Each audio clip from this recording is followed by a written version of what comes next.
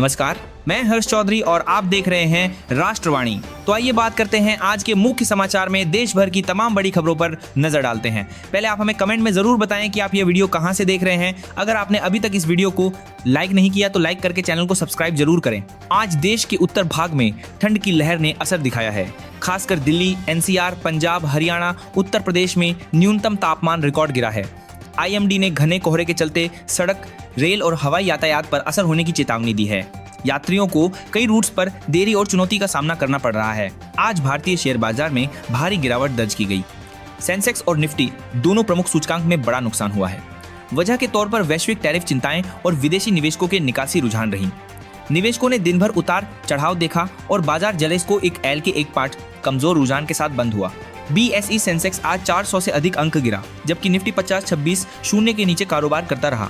अग्रणी कंपनियों में अडानी एंटरप्राइजेस और जियो फाइनेंशियल सर्विसेज के शेयर गिरावट में रहे।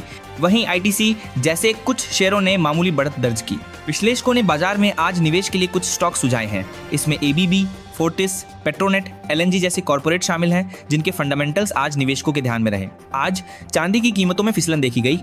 कई शहरों में भाव सस्ते हुए। साथ ही सोने के भाव में हल्की गिरावट देखी गई। 24 कैरेट सोना 10 ग्राम के भाव में लगभग 137-220 रहा। यह अंतर्राष्ट्रीय बाजार में डॉलर की मजबूती और अन्य कारकों की वजह से हुआ है। एनफोर्समेंट डायरेक्टरेट ED ने फर्जी सरकारी नौकरी घोटाले के तहत देश भर में 15 ठिकानों पर छापेमारी की कार्रवाई शुरू की है। यह गिरोह नकली नौकरी के मामले में किशोरों और युवाओं को ठग रहा था। यह छापेमारी बिहार, बंगाल, केरल, गुजरात और यूपी की विभिन्न जगहों पर जारी है। सुप्रीम कोर्ट ने आवारा कुत्तों से जुड़े मामले पर सुनवाई फिर से शुरू की है। न्यायालय ने नगर पालिकाओं की जिम्मेदारी और नागरिक सुरक्षा पर विस्तृत बहस की, खासकर उन स्थानों पर जहां आवारा कुत्तों के कारण दुर्घटनाएं बढ़ रही हैं। IMD ने उत्तर, पश्चिम, मध्य और पूर्वी भारत में अगले कई दिनों तक कोहरे और ठंड के चलते यात्रा जोखिम पर एडवाइजरी जारी की है। खासकर सड़क और रेल यात्रा प्रभावित हो सकती है। केंद्रीय गृह मंत्रालय ने जनगणना 2027 की रूपरेखा जारी की है। हाउस लिस्टिंग का चरण अगले अप्रैल से शुरू होने वाला है, जो भारत में जनसंख्या डेटा का आधार बनाएगा। वेदांता समूह के चेयरमैन के बेटे अग्निवेश अग्रवाल का स्कीइंग दुर्घटना में निधन हो गया।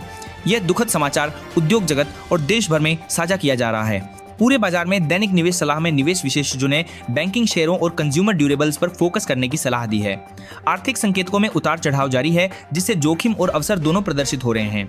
देश भर में सार्वजनिक स्वास्थ्य सुधारों पर महत्वपूर्ण नीति विश्लेषण और विशेषज्ञ बहस जारी है, खासकर स्वास्थ्य सेवा की सुलभता और लागत पर। बिहार के कुछ इलाकों से हिंसा तथा सामाजिक तनाव की रिपोर्टें आ रही हैं, जिससे कानून व्यवस्था और अल्पसंख्यक सुरक्षा मुद्दे चर्चा में हैं। नेशनल मेडिकल काउंसिल NMC ने MBBS कोर्स की अनुमति कुछ संस्थानों से वापस लेने का निर्णय लिया है, जिस पर राजनीतिक प्रतिक्रिया देखने को मिली। आज की सबसे बड़ी खबरों में से एक क्रिकेट के मैदान से जुड़ी है, जो केवल खेल की खबर नहीं बल्कि राजनीतिक और राष्ट्रीय सम्मान की बहस भी बन चुकी है।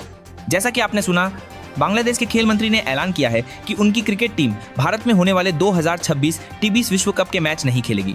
इस विवाद की शुरुआत तब हुई जब बांग्लादेश के टॉप खिलाड़ी मुस्ताफिजुर रहमान को Indian Premier League team Kolkata Knight Riders से रिलीज कर दिया गया, जिसे बांग्लादेश में सुरक्षा दृष्टिकोण और सम्मान से जुड़े मुद्दों के रूप में देखा गया। दरअसल दिल्ली हाईकोर्ट ने जामा मस्जिद के आसपास निर्माण कार्य और अवैध अतिक्रमण पर 2 महीने में सर्वे करने का आदेश दिया है और इस सर्वे के बाद अवैध चीजों को हटाया जाएगा। चलिए अगली बड़ी खबर देखिए। डिजिटल लैंडिंग ऐप्स पर भी दिल्ली हाईकोर्ट सख्त हुआ और RBI गाइडलाइंस उल्लंघन पर रिजर्व बैंक, गूगल और एप्पल इन सभी कंपनियों से भी जवाब मांगा, क्योंकि कई सारे ऐप्स पर लोन वगैरह दिया जाता है। उसके साथ ही उधारकर्ताओं की गोपनीयता, डाटा सुरक्षा के उल्लंघन के आरोप लगे हैं। जिन ऐप से लोन मिलते हैं तो वो ग्राहकों के डाटा का गलत इस्तेमाल करते हैं, कई बार ब्लैकमेलिंग के जरिए अवैध वसूली करते हैं। तो इसी मामले पर RBI से भी जवाब मांगा है और देश में इनकम टैक्स पेयर्स पर भी एक रिपोर्ट सामने आ रही है। देखिए दोस्तों, साल 2020-21 से 2024-25 के बीच जीरो टैक्स फाइलर 20% तक बढ़े हैं। इनकम छूट के बावजूद टैक्स देने वालों संगीत में 4 साल में 50% तक की बढ़ोतरी देखने को मिली है। आयकर में छूट का दायरा बढ़ने के बावजूद देश में टैक्स चुकाने वालों की संख्या तो लगातार बढ़ रही है।